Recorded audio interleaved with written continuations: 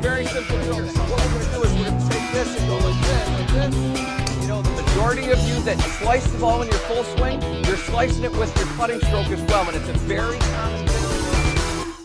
Welcome to Golf Fix Extra. I hope you got a lot out of that Steve Stricker stuff. Really important to understand you can generate a lot of speed with not a lot of wrist hinge. The other thing I want to remind you is, and we talked about it at the end of the show, it's a really good time to start to work on the swing. Don't just think, you know what, the football season's showing up, it's time to sit on the couch and watch some football. This is an opportunity for you to get in there, work on your swing, make some changes that are going to assist you next year. All right. Speaking of assistant people, we're going to get right to the emails here. This comes from Joey Cooper on Facebook. When I'm about 50 yards out, I try to have a half swing with my 56 degree, but for some reason, I always shank it sideways. What am I doing wrong? All right, Joey, here's the deal. What happens when you're hitting a shank, particularly in this shorter shot, is when you're taking the club back, you're forgetting that your body has to move. So all you're doing is you're taking the club back with your arms and you're opening up the club face. So when we open up the club face like this, and I'm not going to do it because I don't want to take out my good friend here who's in that camera situation. We don't want to, he just got back from Maine. How can we hurt him? So what we want to do is we want to make sure that this club doesn't do this, because when you open up the face this much and you don't use your body, you come into the shot like this, and now when we hit the ball, the only thing that we can hit it with is the hosel.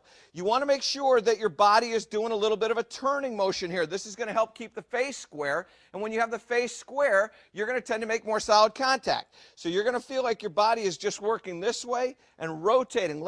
Try to feel like your sternum is going to move at the same speed and the same amount as the head of the club. So we're going to go like this, little turn, and a little turn back, and you'll get rid of those shanks. All right, Joey? All right. Matthew in Texas. The most obvious difference between Anthony Kim's swing and mine is that impact. His belt buckle is already facing the target, and my belt buckle is exactly as it was at address. Could you please provide a drill to improve this obvious defect in my swing? It's an obvious defect.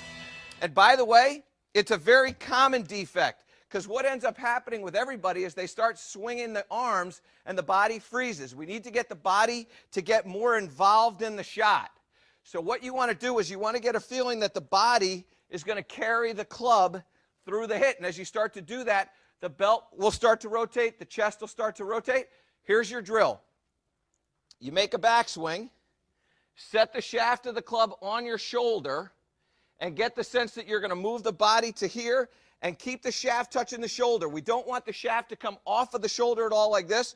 We're going to get up here, set the shaft on the shoulder, rotate the body, and then let it go. Now, what you're going to notice is when I'm doing that drill, my arm is bending here. That's what you have to do to make this drill effective. All we're trying to do is teach our body to work properly here, okay? So don't worry about the arm being bent. What we're going to do is set this here and get a sense that our body is rotating like this. So for me, I get a sense that my chest is moving and my left shoulder is getting out of the way, moving away from my chin. If I get the club going like this, my chin and my shoulder stay together, and then I have to get rid of the club with my arms and my hands. Set the club here, rotate the body, get the shoulder away from my chest, keep the shaft on my shoulder there, and then let it go. Then put that into a full swing. Then the body rotates through, body clears, hang on to the angle, look like Anthony Kim. Not a bad idea. All right. This comes from Ella.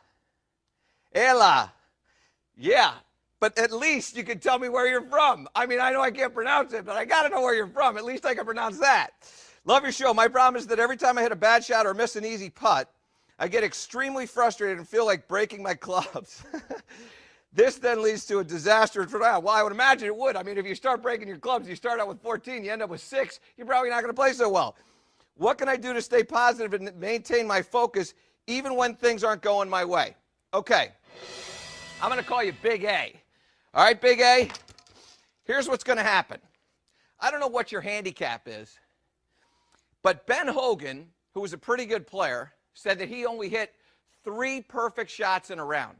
Now, we know that he hit the ball, say, at least 60 times. Probably shot 67, 69, average maybe around 69, 70, somewhere in that neighborhood. So if he's only hitting 3 perfect shots, he's hitting a lot of good shots and a lot of not so good shots. And the fact is that if you're if you're a typical player shooting around 100, maybe just a little bit under 100, you're probably going to hit in the neighborhood of 20 to 25 bad shots.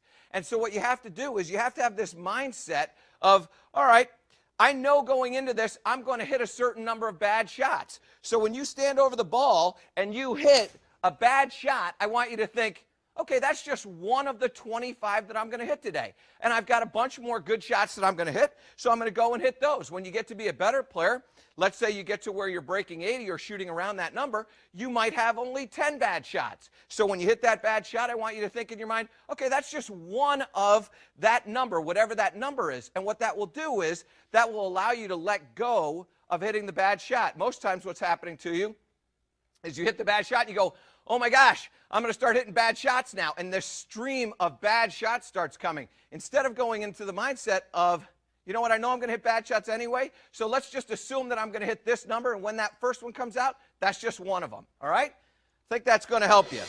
All right, Darren in West Virginia. I'm very inconsistent when it comes to hitting my driver. I've been told to bring the club straight back because my swing is too flat. My question is this a bad habit to start? All right, straight back. This is a concept that a lot of people kind of miss out on. Got to get the driver here. So this is the concept that a lot of people miss out on. Here's what happens with the club. When the club goes back, it also goes up. We know that the club in a full swing is going to get above the waist. So it starts out, the head of the club starts out below my waist. It's going to get above my waist. In order for it to get above my waist, it has to go up in the air. So we have to get it to go up.